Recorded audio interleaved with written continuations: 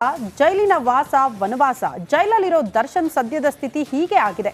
ಕಾನೂನು ಹೋರಾಟಕ್ಕೆ ತಯಾರಿ ನಡೆಸಿರೋ ದಾಸ ಏನ್ ಮಾಡೋದು ಅನ್ನೋ ಲೆಕ್ಕಾಚಾರ ನಡೆಸಿದ್ದಾರಂತೆ. ಈ ಮಧ್ಯೆ 2 ಅರ್ಜಿ ಸಲ್ಲಿಸೋದಕ್ಕೆ ಮುಂದಾಕಿದ್ದಾರೆ. ಯಾವುದದು ಆ ಕುರಿತ ರಿಪೋರ್ಟ್ ಇಲ್ಲಿದೆ ನೋಡಿ.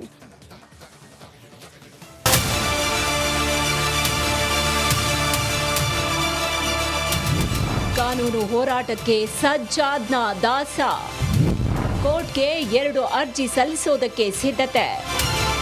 ತಮ್ಮ ಮೇಲಿರುವ ಕೊಲೆ ಆರೋಪದಿಂದ ತಪ್ಪಿಸಿಕೊಳ್ಳುವುದಕ್ಕೆ ಆರೋಪಿಗಳು ತುದಿಗಾಲಲ್ಲಿ ನಿಂತಿದ್ದಾರೆ.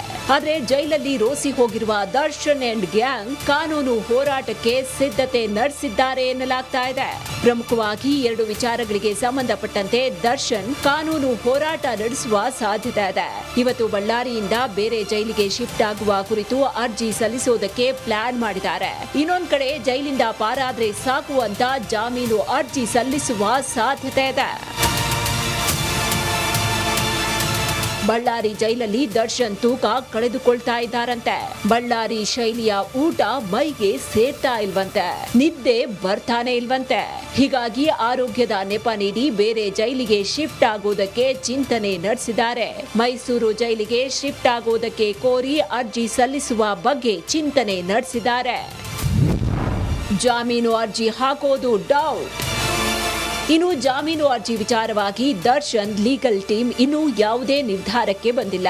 ಪೊಲೀಸರು ಪ್ರಾಥಮಿಕ ಚಾರ್ಜ್ ಶೀಟ್ ಮಾತ್ರ ಸಲ್ಲಿಸಿದ್ದು 2ನೇ ಚಾರ್ಜ್ ಶೀಟ್ ಸಲ್ಲಿಸುವವರೆಗೂ ಕಾಯೋದಾ ಅಥವಾ ಜಾಮೀನು ಅರ್ಜಿ ಸಲ್ಲಿಸೋದಾ ಅಂತ ಚಿಂತಿಸಿದ್ದಾರೆ.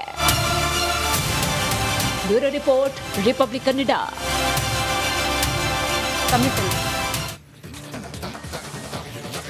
ಓಕೆ, ಮಾದೇಶ್ ನಮ್ಮೊಂದಿಗೆ ನೇರ ಸಂಪರ್ಕದಲ್ಲಿದ್ದಾರೆ. ಮಾದೇಶ್, ನ್ಯಾಯಾಂಗ ಬಂಧನ ಇವತ್ತು ಅಂತ್ಯವಾಗುತ್ತೆ. ಒಂದು ಕಡೆ ಫಾಸ್ಟ್ ಟ್ರ್ಯಾಕ್ ಕೋರ್ಟ, ಮತ್ತೊಂದು ಅಂತ ಹೇಳಿ ಇನ್ನೇನಿದೆ ಅಪ್ಡೇಟ್ಸು?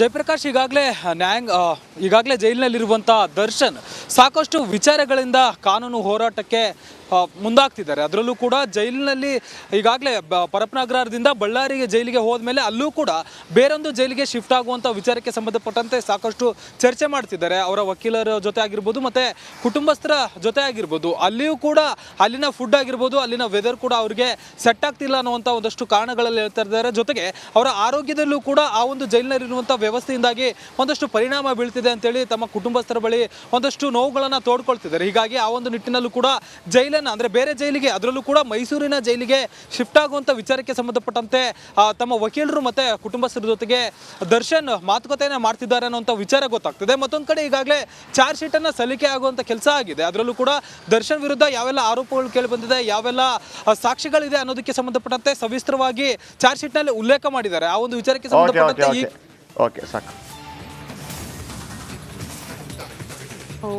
ಗಮನಿಸಬೇಕಾಗಿರೋದು ಕಮಿಟಲ್ ಆಗಿ ಹೈಕೋರ್ಟ್ ಅಥವಾ ಫಾಸ್ಟ್ ಟ್ರ್ಯಾಕ್ ಕೋರ್ಟಿಗೆ ಹೋಗ್ತಾರಾ, ಅದು ಪ್ರಶ್ನೆ. ಅದರ ಬಗ್ಗೆ ಜಾತಿ ಇದ್ರ ಬಗ್ಗೆ ಹೇಳೋದ್ಕಿಂತ ಒಂದು ಹೆಣ್ಣು ಮಗಳನ್ನ ಮಂಚಕ್ಕೆ ಬನ್ನಿ ಅಂತ ಹೇಳೋಂಥ ಒಬ್ಬ ಶಾಸಕ ಕರ್ನಾಟಕದ ರಾಜಕೀಯದ ಇತಿಹಾಸದಲ್ಲಿ ಮೊದಲನೇ ಸಲ. ಕಾಂಗ್ರೆಸ್ಗೆ ಮುನಿರತ್ನ ಜಾತಿ ನಿಂದನೆ ಅಸ್ತ್ರ. ರಾಷ್ಟ್ರ ಮಟ್ಟದಲ್ಲಿ ಬಿಜೆಪಿ ತಲೆ ತಗ್ಗಿಸಲು ರಣತಂತ್ರ.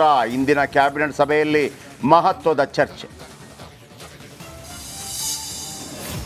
ಬಳ್ಳಾರಿ ಜೈಲಲ್ಲಿ ಕಂಗೆಟ್ಟ ಭೂಪತಿ ಇಂದು ಪತಿಯನ್ನ ಭೇಟಿಯಾಗಲಿರುವ ವಿಜಯಲಕ್ಷ್ಮಿ. ಕೋರ್ಟ್ ವಿಚಾರಣೆ ಬಳಿಕ ಕೊಡ್ತಾರ ಮಾಹಿತಿ.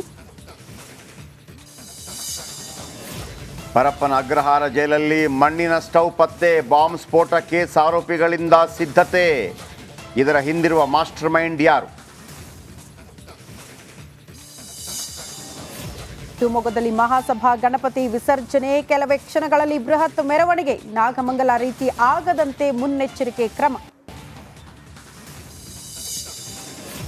ಯುವಕನ ಬಟ್ಟೆ ಬಿಚ್ಚಿ ಥಳಿಸಿದ ಪ್ರಕರಣ. ಬಂಧಿಸುವ ವೇಳೆ ಪೊಲೀಸರ ಮೇಲೆ ದಾಳಿ ಯತ್ನ. ರೌಡಿ ಶೀಟರ್ ಪವನ್ ಕಾಲಿಗೆ ಕಾಕಿ ಗುಂಡೇಟು.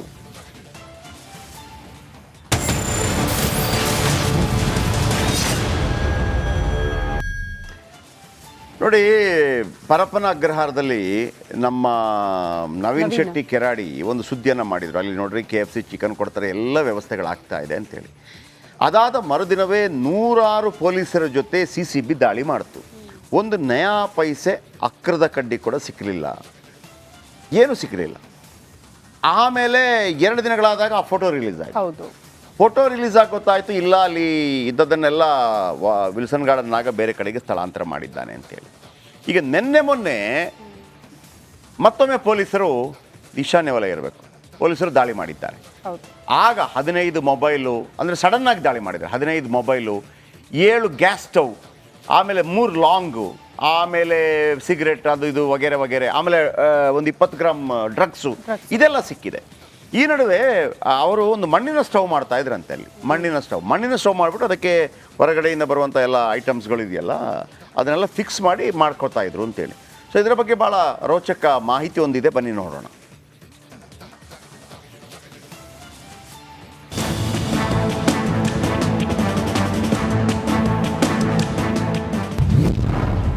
ಪರಪ್ಪನ ಅಗ್ರಹಾರದ ಮತ್ತೊಂದು ಎಕ್ಸ್ಕ್ಲೂಸಿವ್. ಮಣ್ಣಿನ ಸ್ಟವ್ ಹಿಂದಿನ ಮಾಸ್ಟರ್ ಮೈಂಡ್ ಯಾರು? ಪರಪ್ಪನ ಅಗ್ರಹಾರ ಜೈಲಿನಲ್ಲಿ ನಡೆಯುತ್ತಿರುವ ರಾಜಾತಿಥ್ಯದ ಜಾಲವನ್ನ ಬೆನ್ನು ಹತ್ತಿದ ಪೊಲೀಸರಿಗೆ ಜೈಲಿನಲ್ಲಿ ಒಟ್ಟು 17 ಮೊಬೈಲ್ಗಳು ಪತ್ತೆಯಾಗಿದ್ವು. ಆಗ್ನೇಯ ಡಿಸಿಪಿ ಸಾರಾ ಫಾತಿಮಾ ನೇತೃತ್ವದಲ್ಲಿ ದಾಳಿಯನ್ನ ಮಾಡಲಾಗಿತ್ತು. ಫೋನ್ ಜೊತೆ ಮತ್ತೆ ಹಲವು ವಸ್ತುಗಳು ಸಿಕ್ಕಿದ್ವು. ಇದರಲ್ಲಿ ವಿಶೇಷ ಎಂಬಂತೆ ಜೈಲಿನ ಒಳಗಡೆ ಇದ್ದ ಎಲೆಕ್ಟ್ರಿಕ್ ಮಣ್ಣಿನ ಸ್ಟವ್ಗಳ ಹಿಂದೆ ಮಾಸ್ಟರ್ ಮೈಂಡ್ಗಳು ಕೆಲಸ ಮಾಡಿದ್ವು. ಈ ಬಗ್ಗೆ ರಿಪಬ್ಲಿಕ್ ಕನ್ನಡ ಎಕ್ಸ್ಕ್ಲೂಸಿವ್ ಮಾಹಿತಿಯನ್ನ ರಿವೀಲ್ ಮಾಡ್ತಿದೆ.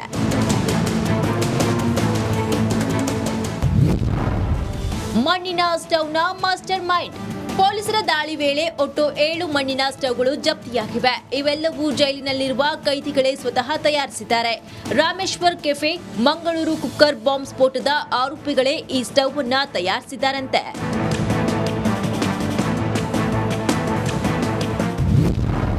ಸ್ಟವ್ ತಯಾರಾಗಿದ್ದು ಹೇಗೆ? ಜೈಲಿನ ಸ್ಟೋರ್ ರೂಮ್ನಲ್ಲಿ ಸ್ಪ್ರಿಂಗ್ಗಳಿದ್ದು ಚಿಕ್ಕ ಕಲ್ಲುಗಳ ಜೊತೆ ಮಣ್ಣು ಹದ ಮಾಡ್ತಾರೆ. ಮಣ್ಣನ್ನ ಪ್ಲಾಸ್ಟಿಕ್ ಪಾತ್ರೆಯಲ್ಲಿ ಇಡಲಾಗುತ್ತೆ. ಗಟ್ಟಿಯಾದ ಬಳಿಕ ಪ್ಲಾಸ್ಟಿಕ್ ಪಾತ್ರೆ ಕತ್ತರಿಸ್ತಾರೆ. ಮಣ್ಣಿನ ಸ್ಟವ್ ಆಚೆ ತೆಗೆದು ಉಳಿದ ಕೆಲಸವನ್ನ ಆರಂಭಿಸುತ್ತಾರೆ.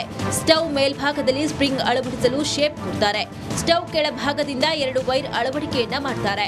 ಈ ವೈರ್ಗೆ 2 ಸ್ಕ್ರೂ ಅಳವಡಿಕೆಯನ್ನ ಮಾಡ್ತಾರೆ. ನಂತರ 2 ಸ್ಕ್ರೂಗೆ ಸ್ಪ್ರಿಂಗ್ ಕನೆಕ್ಟ್ ಅನ್ನ ಮಾಡ್ತಾರೆ. ಈ ಸ್ಪ್ರಿಂಗ್ ನ ಸ್ಟವ್ ಮೇಲ್ಭಾಗ ಜೋಡಣೆ ಮಾಡ್ತಾರೆ. ಸ್ಟವ್ ಕೆಳಭಾಗದ ವೈರ್ನ ತುದಿಗೆ ಸ್ವಿಚ್ ಕನೆಕ್ಟ್ ಮಾಡಿ ಆಗ ಆ ಸ್ಪ್ರಿಂಗ್ ಪೂರ್ತಿ ಬಿಸಿಯಾದ್ರೆ ಮೇಲಿರುವ ಪಾತ್ರೆ ಕಾಯುತ್ತೆ.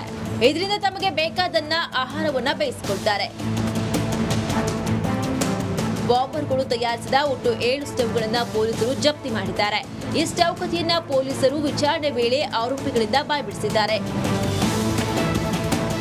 Sunil Dharmasthala, crime bureau, Republic Kannada.